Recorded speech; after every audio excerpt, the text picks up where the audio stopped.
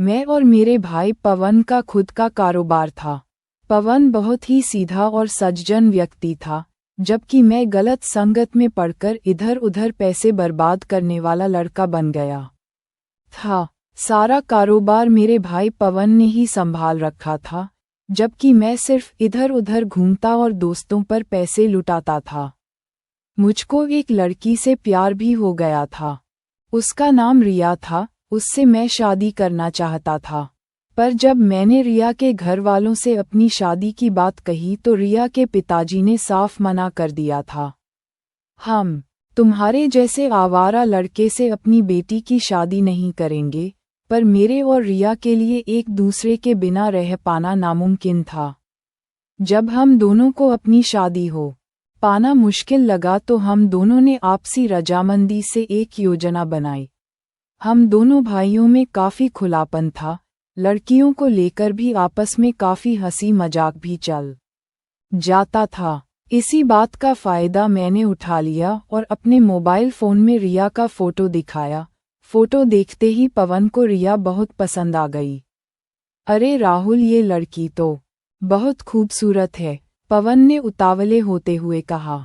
हाँ भैया, खूबसूरत तो है, पसंद हो तो बात चलाऊं, मैंने पासा फेंका। अरे नहीं नहीं, ये सब अच्छी बातें नहीं है।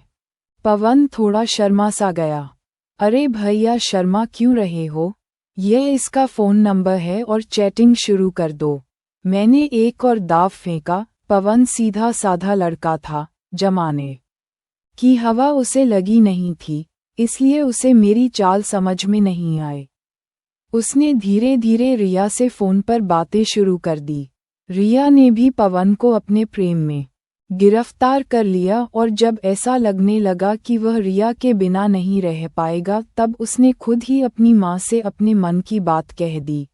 हमारे पिता की मौत 5 साल पहले ही हो चुकी थी। बड़े दिनों के बाद माँ ने पवन की आंखों में कोई चमक देखी थी, इसलिए वे पवन को मना ना कर पाई और शादी के लिए ना सिर्फ हाँ कर दी बल्कि खुद ही रिश्ता लेकर रिया के घर पहुंच गई। रिया के घर वालों को भी कोई दिक्कत नहीं हुई और जब उन्होंने रिया का मन टटोला तो उसकी भी रजामंदी देखकर रिया के घर वालों ने रिया और पवन की शादी करा दी। सुहाग रात के दिन जब पवन अपने कमरे में पहुंचा और रिया का चेहरा देख जब उसने संबंध बनाना चाहा तो रिया ने मना कर दिया। क्या आपने सिर्फ शरीर के लिए मुझसे शादी की है? रिया ने पवन से धीरे से पूछा। नई दुल्हन से पवन को ऐसे सवाल की उम्मीद नहीं थी, इसलिए वह एकदम सकपका सा गया। नहीं, लेकिन दोस्त कहते हैं कि पहली रात में ये सब जरूरी होता है, पवन ने शर्माते हुए कहा। देखिए, मुझे अभी पढ़ाई करनी है, इसलिए मैं इन सब कामों में नहीं। मैं पढ़ना चाहती हूँ, जब मेरा रिजल्ट आ जाएगा तभी हमारे बीच में कोई संबंध बन सकेगा, रिया ने समझाने वाले अंदाज में कहा। पवन भोला था, वह रिया की बातों में आ गया और यही समझता रहा कि रिया पढ़ाई में बिजी है, इसलिए उसने फिर संबंध बनाने के लिए जबरदस्ती नहीं की। लेकिन पवन को क्या पता था कि मैं ही उसके साथ दुश्मनी कर रहा हूँ। अब हर रात को जब सब सो जाते रिया मेरे पास आ जाती और हम खूब मौज मस्ती करते। एक रात को जब घर के सभी लोग गहरी नींद में थे, रिया चुपचाप उठी और बगल वाले कमरे में चली गई। उस कमरे में मैं सो रहा था। रिया मेरे बगल में आकर लेट गई और मेरे बालों में उंगलियां फिराने लगी। उसके लगातार ऐसा करने से मैं जाग गया और बगल में रिया को लेटा देख धीरे धीरे मुस्कुराने लगा। एक दूसरे को सहला और चूमते रहने के बाद हम दोनों एक दूसरे में खो गए। हम दोनों को एक दूसरे के साथ लेटे हुए सुबह के 5 बजे बज चुके थे। रिया जब अपने कमरे में जाने लगी तो मैंने उसे पकड़कर फिर से घसीट लिया। जाने दो ना, तुम्हारे भैया जाग गए होंगे, रिया ने डरते हुए कहा। अरे जान, जाग गए होंगे तो जागने दो ना उन्हें, मैंने तुम्हें पाने के लिए कितना कुछ किया है।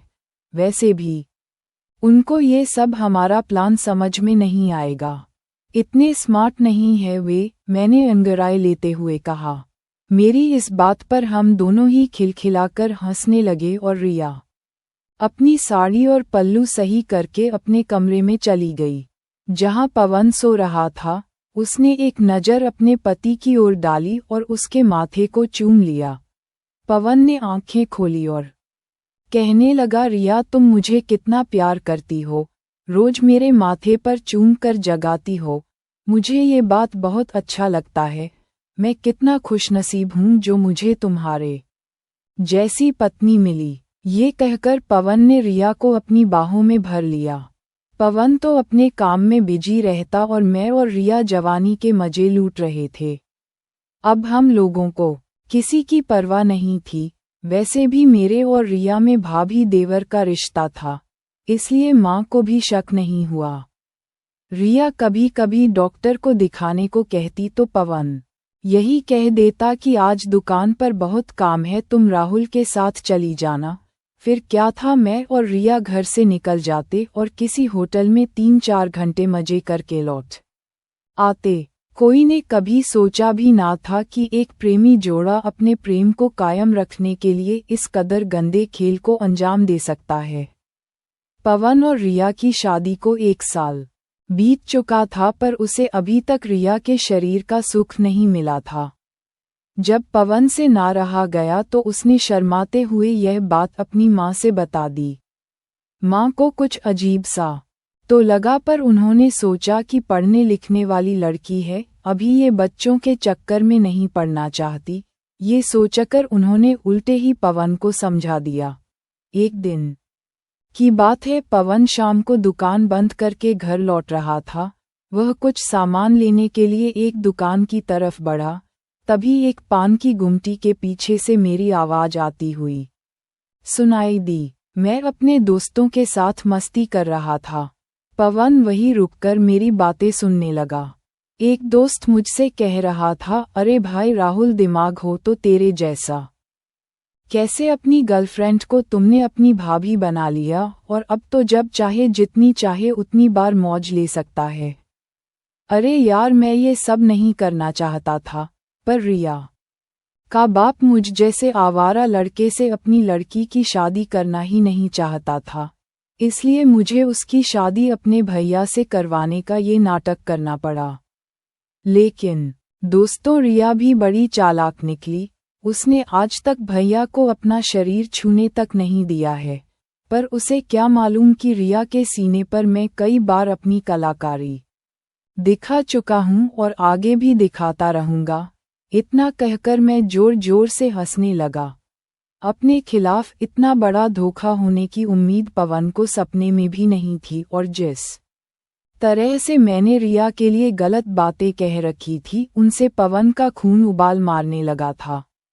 बेईमान कमीने, धोखेबाज भाई होकर तूने भाई को धोखा दिया, ऐसे चिल्लाते हुए पवन ने मुझको एक जोरदार तमाचा मार दिया। अपने दोस्तों के सामने हुई इस बेइज्जती को मैं सहन नहीं कर पाया और मैंने भी पवन पर हाथ छोड़ दिया। हम दोनों भाई आपस में ही लात घुसे चलाने लगे। मेरा खून गर्म तो था ही, और यह गर्मी तब शांत हुई जब मैंने एक टूटी बोतल अपने भाई पवन के सीने में उतार दी। दर्द से छटपटा पवन खून से नहा उठा था और कुछ देर में वह शांत हो गया। उसकी मौत हो चुकी थी।